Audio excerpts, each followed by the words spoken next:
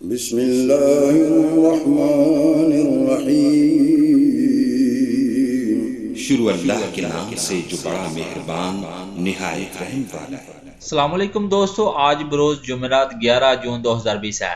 سعودی عرب کی تازہ ترین خبروں کے ساتھ ہم آپ کی خدمت میں حاضر ہیں۔ سعودی عرب میں کنگ خالد انٹرنیشنل ایئرپورٹ ریاض نے داخلی پروازوں کے مسافروں کے لیے ہال نمبر 5 میں سینیٹائزر اور ماسک کی خودکار مشینیں نصب کر دی ہیں۔ کورونا وائرس سے بچنے اور اسے پھیلنے سے روکنے کے لیے مسافر ان مشینوں کے ذریعے خودکار سسٹم کے تحت سینیٹائزر اور ماسک خرید سکیں گے۔ آجل ویب سائٹ کے مطابق کنگ خالد انٹرنیشنل ایئرپورٹ نے سوشل میڈیا کے اپنے اکاؤنٹ پر ماسک اور سینیٹائزر خودکار نظام کے تحت فروخت کرنے والی مشینوں کی تصاویر جاری کی ہیں۔ کنگ خالد ایئرپورٹ داخلی پروازوں کے لیے ماہ رواں جون کے شروع میں کھولا گیا تھا۔ محکمہ شہری ہوا بازی نے اپریل کے آخر میں محسوس شرائط و ضوابط کے ساتھ مملکت کے بیشتر ہوائی اڈوں سے داخلی پروازوں کی بحالی کا بھی اعلان کیا تھا۔ ریاض ایئرپورٹ سے مملکت کے مختلف شہروں کو جانے والے سعودی شہری اور مقیم غیر ملکیوں نے اس سہولت پر مسرت کا اظہار کرتے ہوئے کہا ہے کہ موجودہ ماحول میں جبکہ حفاظتی ماسک اور سینیٹائزر خریدنے میں بسا اوقات مشکل پیش آتی ہے، ایئرپورٹ پر حفاظتی ماسک اور سینیٹائزر فراہم کرنے والی خودکار مشینوں کی تنصیب سے آسانی ہو گئی ہے۔ سعودی وزارت داخلہ کے ترجمان نے کہا کہ غیر ملکی ملازم پر حملے اور اس کے ماسک کا مذاق اڑانے پر مقامی شہری کو گرفتار کر لیا گیا ہے۔ سوشل میڈیا پر کپڑے کا ماسک استعمال کرنے پر غیر ملکی کا مذاق اڑانے اور اس کے ساتھ مار پیٹ کا ویڈیو کلپ سوشل میڈیا پر وائرل ہونے پر سعودی پبلک پراسیکیوشن نے واقعے کا نوٹس لیا ہے۔ پولیس کو تحقیقات کر کے مذاق اڑانے اور زد و کوب کرنے والے شہری کی گرفتاری کا حکم جاری کر دیا گیا ہے۔ سبق ویب سائٹ کے مطابق پبلک پراسیکیوشن کے ایک عہدیدار نے بتایا ہے کہ ادارے کے اہلکاروں نے سوشل میڈیا پر وائرل ایک ویڈیو کلپ کے بارے میں رپورٹ پیش کر کے بتایا کہ ایک مقامی شہری شماغ کے کپڑے سے بنا ماسک استعمال کرنے پر مقیم غیر ملکی کا مذاق اڑا رہا ہے اور اسے زود و کوب بھی کر رہا ہے۔ پبلک پراسیکیوشن نے اس کا نوٹس لے لیا ہے۔ فوجداری قانون کی دفعہ 15 اور 17 کے مطابق پبلک پراسیکیوشن نے یہ حکم جاری کیا ہے کہ غیر ملکی کا مذاق اڑانے اور اسے زود و کوب کرنے والے کو تلاش کر کے گرفتار کیا جائے۔ مقامی شہری نے جو کچھ کیا ہے وہ مفاد عامہ کے بھی خلاف ہے۔ متعلقہ شخص کی شناخت کر کے اسے قانونی کارروائی کے لیے پبلک پراسیکیوشن کے بھی حوالے کیا جائے۔ پبلک پراسیکیوشن کے عہدیدار نے تمام شہریوں سے یہ بھی اپیل کی ہے کہ وہ ذمہ دارانہ جذبے کا مظاہرہ کریں، سماجی آداب کا احترام کریں، انسانی وقار اور اغیار کے ساتھ معاملات سے متعلق مذہب کی بھی ہدایت پر لازمی عمل کریں۔ سعودی عرب میں جدہ میونسپلٹی کے ماتحت عزیزیہ کی بلدیہ نے بدھ کو مشرفہ میں غیر قانونی طریقے سے قائم سبزی اور پھل مارکیٹ ہٹا دی گئی ہے۔ چھاپہ مار کر 2 ٹن سامان کو ضبط کر لیا گیا ہے۔ سبق ویب سائٹ کے مطابق سبزیاں اور پھل خریدنے اور فروخت کرنے والے بھیڑ بھاڑ کیے ہوئے تھے۔ حفاظتی ماسک کی پابندی نہیں ہو رہی تھی، جبکہ سامان فروخت کرنے اور خریدنے والوں نے دستانے بھی نہیں پہن رکھے تھے۔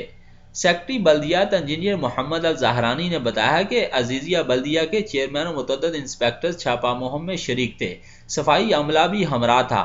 ریڈی پر پھل اور سبزی فروخت کرنے والے بلدیہ کے عملے کو دیکھتے ہی فرار ہو گئے تھے۔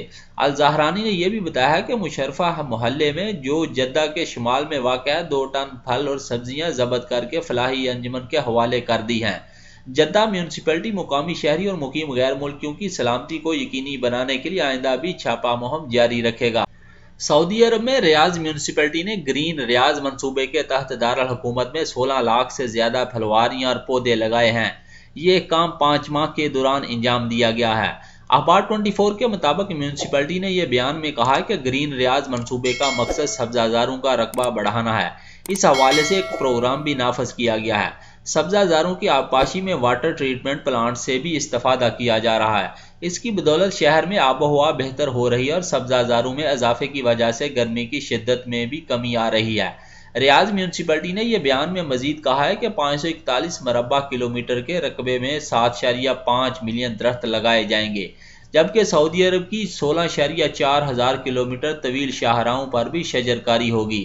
یہ سارا کام سعودی ویژن 2030 کے تحت قومی تبدیلی پروگرام کے ضمن میں انجام دیا جا رہا ہے۔ العربیہ چینل نے ریاض شہر کے اطراف سبز بیلٹ اور شجرکاری کے حوالے سے ایک ویڈیو کلپ شیئر کیا ہے، جبکہ درختوں، پودوں اور پھلواریوں کی آبپاشی کے نیٹ ورک کا حسن بھی اجاگر کیا ہے۔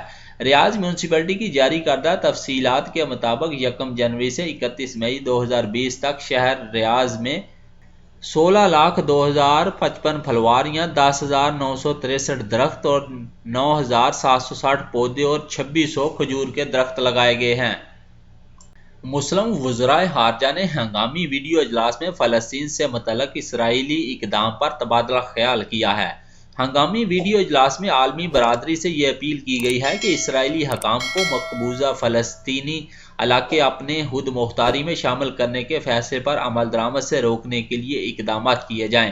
سعودی خبر رساں ادارے ایسپیے کے مطابق اسلامی تعاون تنظیم OIC نے بدھ کو اجلاس کے بعد جاری اعلامیے میں کہا ہے کہ OIC کے مجلس عاملہ میں ہنگامی ویڈیو اجلاس وزرائے خارجہ کی سطح پر کیا گیا ہے۔ وزرائے خارجہ نے اسرائیلی حکام کو یہ خبردار کیا ہے کہ مقبوضہ فلسطینی علاقوں کے کسی بھی حصے کو اپنی خود مختاری میں شامل کرنے کے سنگین نتائج برآمد ہوں گے۔ غور الاردن ہو یا بحر مردار کا شمالی علاقہ ہو یا فلسطین کے وہ علاقے جہاں یہودی بستیاں بسائی گئی ہیں یا نام نہاد دیوار تقسیم ہو، ان میں سے کسی کو بھی اسرائیلی قلمرو میں شامل کرنے کی دھمکی اب تک کے تمام معاہدوں کی منسوخی کے سرکاری اعلان کے مترادف مانی جائے گی۔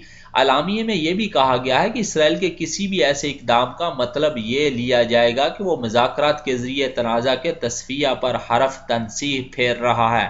اسرائیل کا یہ اقدام استعماری پالیسی شمار ہوگی۔ فلسطینی عوام کی تاریخی، قانونی اور سیاسی حقوق کے خلاف کھلی جارحیت مانی جائے گی۔ اسے اقوام متحدہ کے منشور بین الاقوامی قانون کے اصولوں، اقوام متحدہ کی متعلقہ قراردادوں اور بین الاقوامی قانون کے ضوابط کی کھلی خلاف ورزی میں بھی شمار کیا جائے گا۔ وزرائے خارجہ نے اسرائیلی حکومت کو یہ انتباہ دیا کہ فلسطین میں استعماری پالیسی اور اقدامات کی تمام تر ذمہ داری اس کی ہوگی۔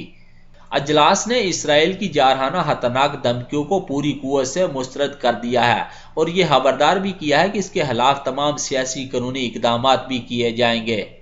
دوستو، میری ویڈیو اگر اچھی لگے تو اپنی رائے کا ضرور اظہار کیجیے گا اور میرا چینل گلف اردو نیوز ضرور سبسکرائب کیجیے گا اور بیل کا بٹن ضرور دبائیے گا۔ شکریہ۔ السلام علیکم ورحمۃ اللہ وبرکاتہ۔ فی امان اللہ۔